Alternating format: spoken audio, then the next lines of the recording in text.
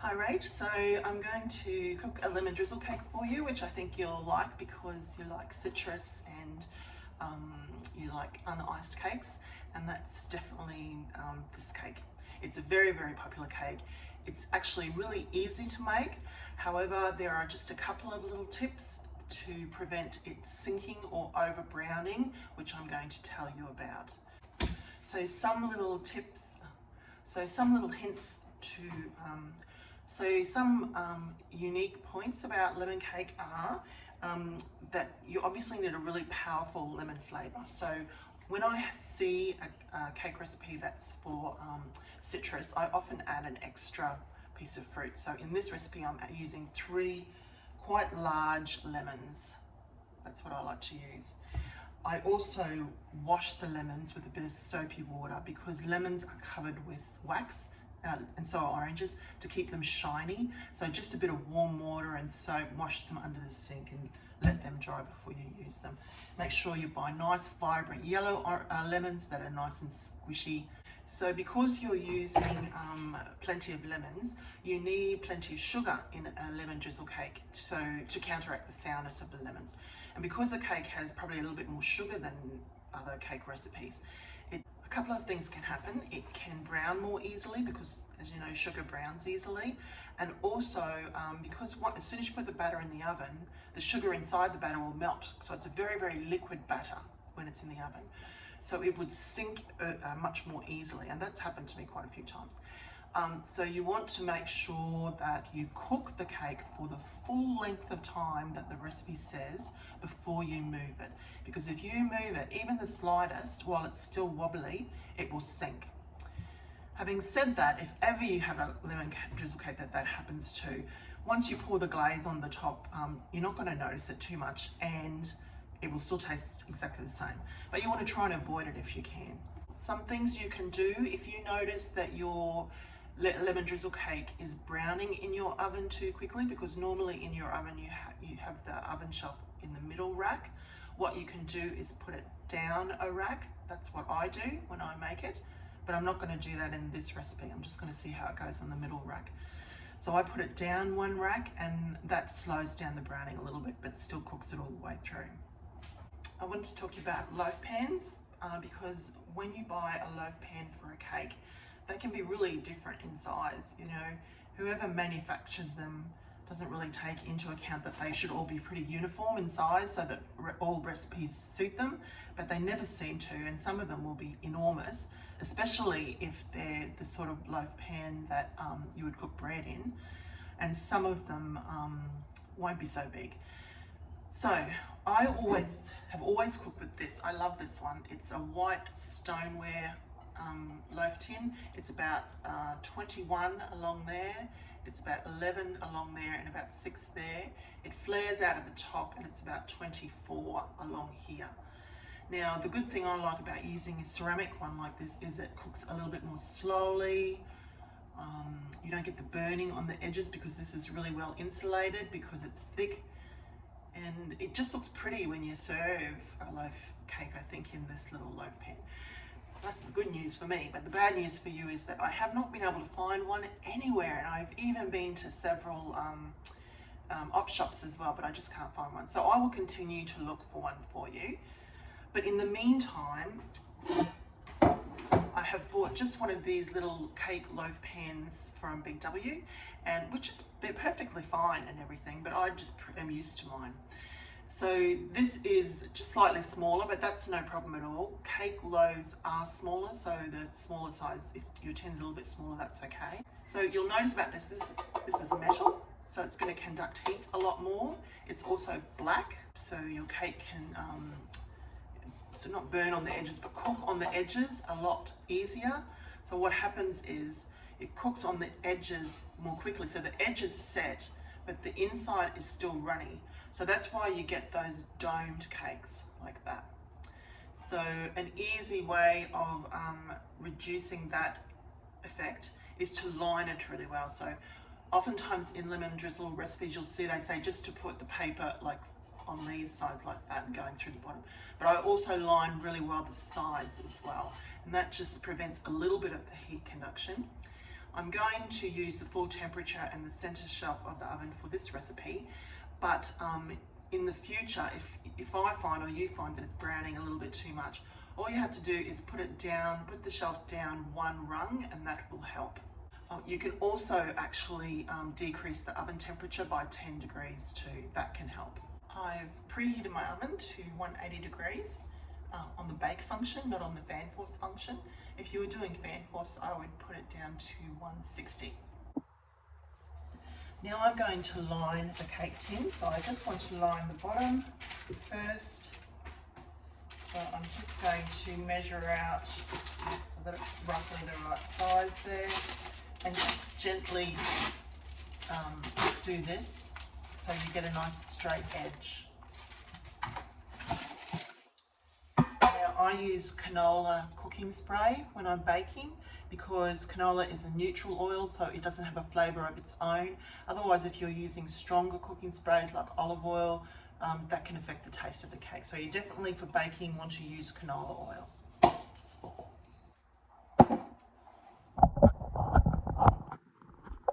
Using the cooking spray at this stage is going to help your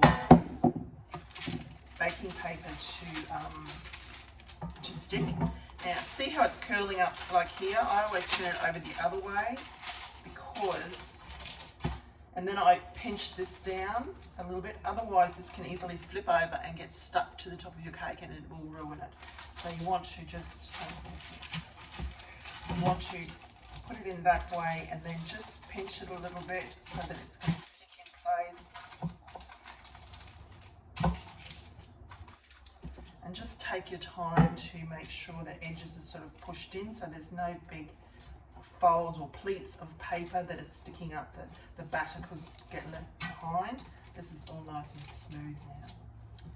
I'm just going to put another on top of there.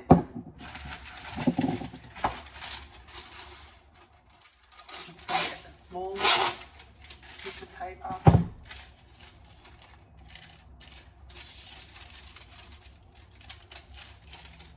Just tear it in half, and I'm going to just place that here.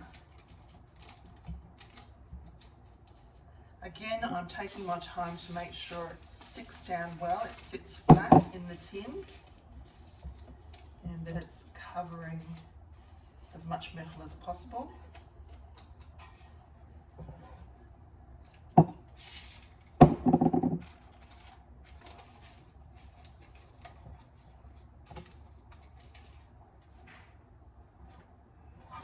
Now you can see that this is all lined really well.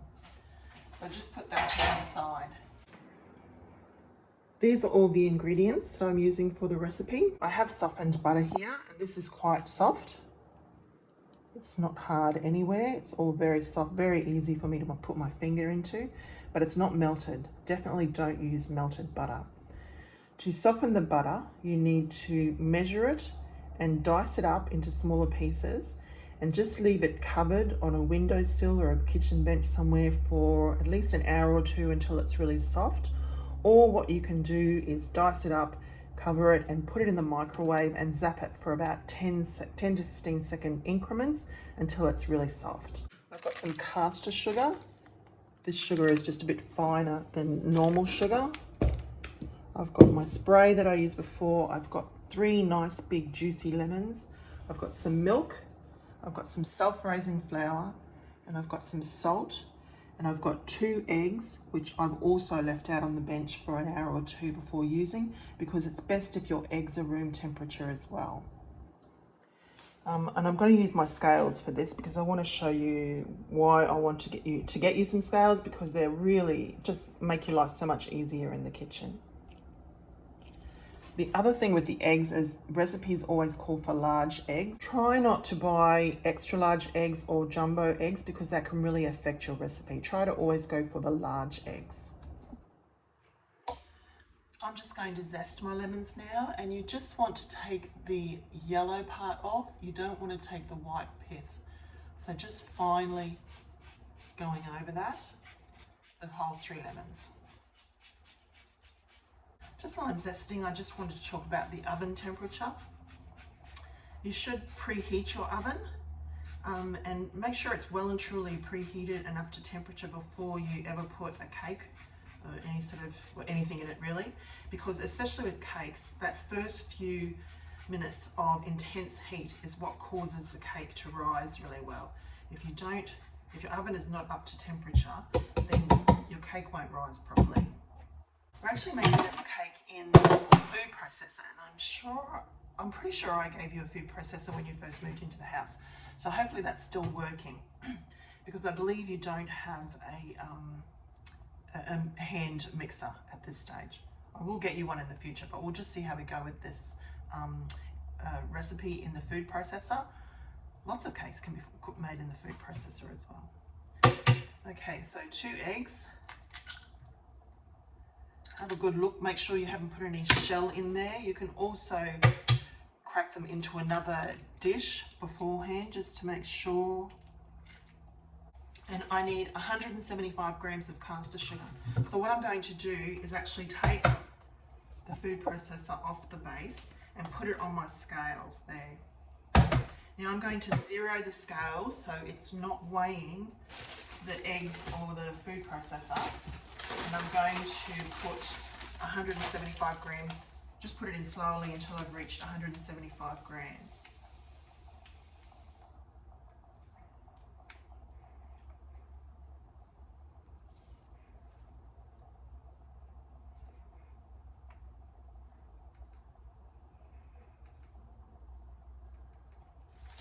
There we go.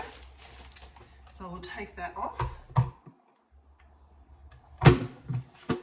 See, when not worrying about using measuring cups or anything like that, when you're using these scales, it just works much more easily. You need to turn your food processor on and just press start, and we're going to mix it for about 2 minutes, but I'm going to stop it after a minute and just scrape down the sides. Alright, so I'll just try it again. Normally I time everything, and if something in a recipe said, you know, you have to do such and such for 2 minutes or 4 minutes, I put my timer on. But because I'm using my phone to video this, I can't do that at the moment. So straight down the side, so another minute. Okay, that's been about another minute. So now we're going to add the butter, and I'm just going to add it sort of evenly around the batter. So it's not all just in one space.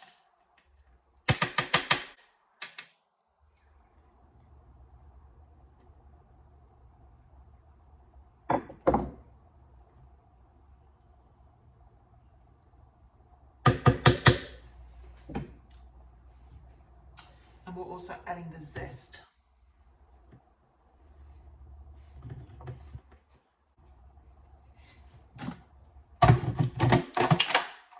Stage, we're just going to pulse it. We're not going to just leave the mixer running. We're going to pulse it until it's all mixed in.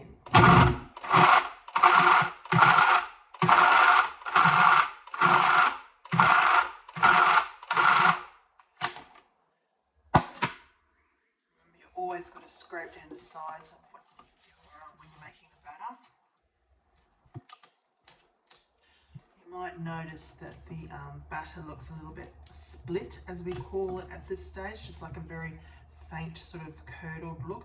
Don't worry about that, that's just because there's so much lemon in there affecting the other ingredients. It will go away when we put the flour in. So just a couple more pulses.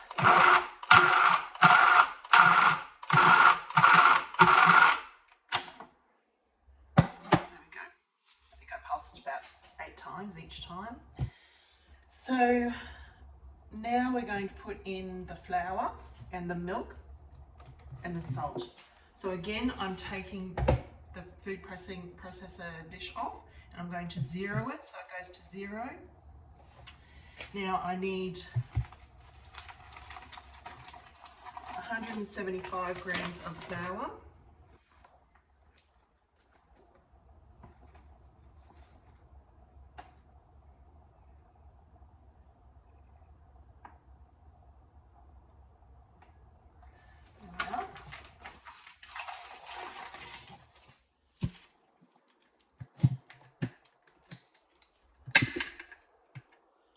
pinch of salt. Oh, I forgot to say I'm using unsalted butter. You normally use unsalted butter in baking all the time. If you have salted butter and you want to use that, that's fine. Just I wouldn't add that pinch of salt to your recipe. We also need 125 mils of milk, and I'm just going to zero that again. And you can just leave it on grams, or you can change the unit to mils if you want to, but grams equals mils in liquids like this, in thin liquids. So it was 125 mils, so I'm just going to go like that.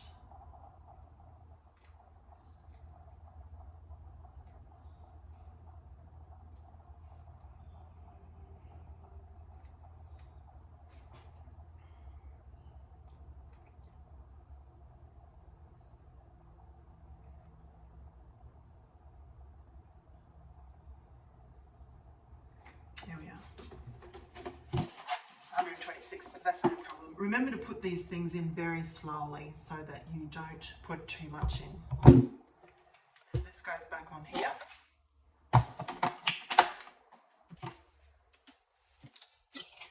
Now, once you get to the part of the cake recipe where you're adding flour, you should always don't overbeat it at this stage, because if you beat flour too long, you're going to be making a loaf of bread. You're activating the gluten, it'll get stretchy and denser, and it's just not pleasant. You want a light, fluffy cake texture. You're only going to beat it for as long as it takes for all the flour to be mixed in.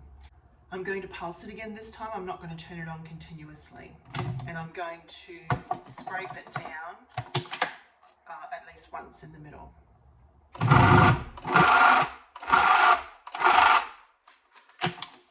That was just 3 times. It's almost already all gone in. So just making sure there's a little bit of flour up on the ridge here. I'm just going to make sure that goes down.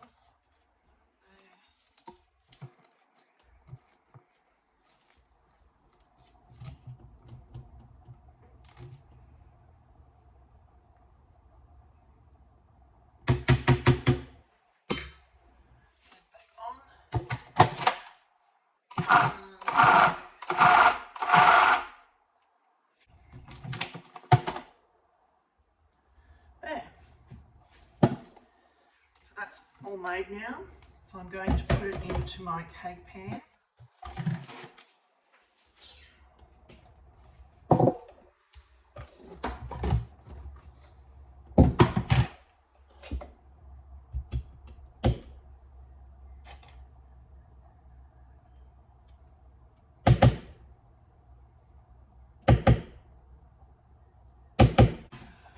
One final little mix with your spatula just to make sure everything is incorporated. And now we're going to put it in here, and I usually just give one more spritz for good luck before I put the batter in.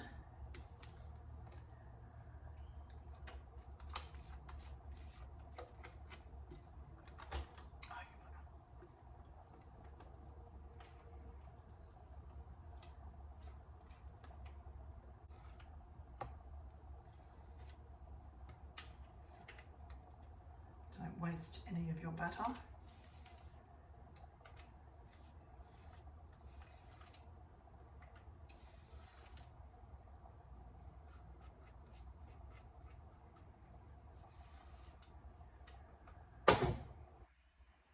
Alright, now you definitely have to smooth this cake out, because let's get that little bit off the side there.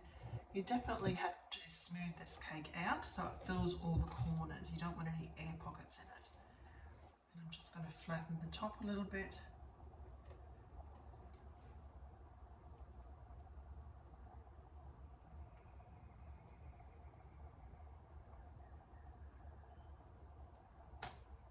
And I'm going to put it in the oven. Don't forget to set your timer straight away, because you don't want to forget how long you've had the cake in the oven for. I'm sure you know this, but I just wanted to be sure that you know you've got to take this grill plate out of the oven before you bake a cake. So the cake, there's not that grill plate at the top, there's just that central shelf that the cake is on. So the timer's just gone off and it looks pretty cooked. The top is springing back a little bit, so I am going to take it out and just check it.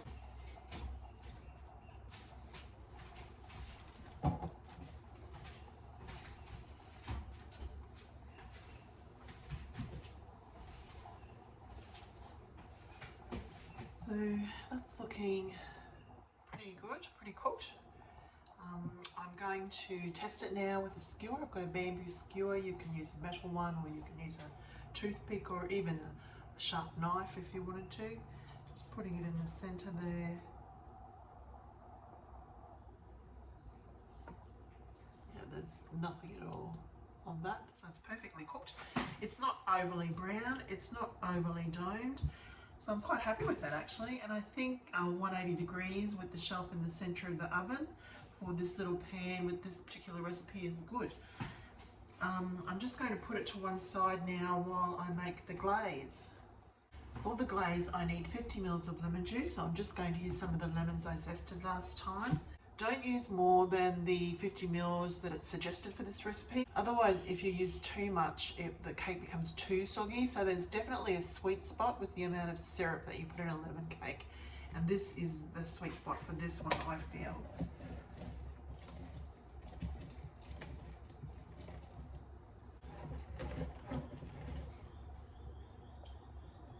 I'm going to pour the juice into another little jug, and I'm going to strain it because I don't want seeds and pulp in it. And I've got it on the scales because I'm only going to put 50 ml in.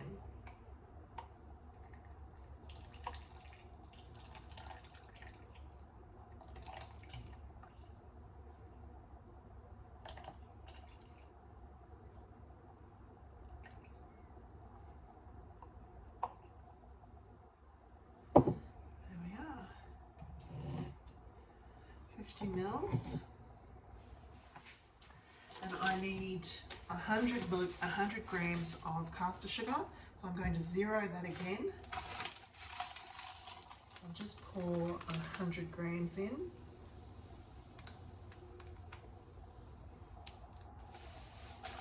It seems like quite a lot of sugar, but I'm going to stir this just until the sugar is partly dissolved. I don't want it to be fully dissolved because the sugar grains that are left are going to sit on the top of the cake and make like a very fine sort of a sweet crust to it. So just going to stir it for a little while. And you have to put this sugar syrup on top while it's still hot. So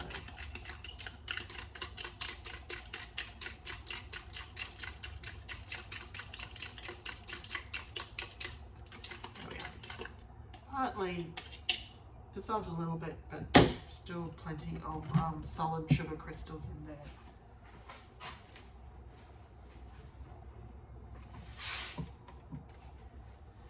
Now, some recipes tell you to use your little bamboo stick and just poke holes in the cake. I've done it both ways. I don't think it makes that much difference really. The key is not to pour it in quickly because it will all go off the top and down the sides, and you'll have really soggy sides and nothing in the middle. So you just want to go slowly, give time for it to absorb into the cake itself.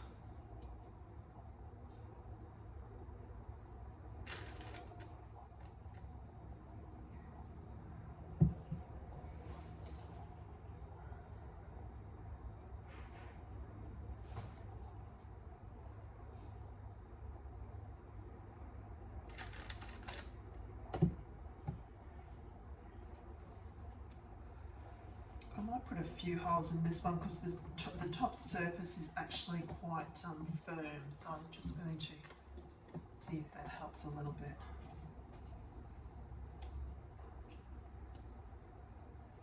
And you want the syrup to have covered all of the cake by the time you're finished.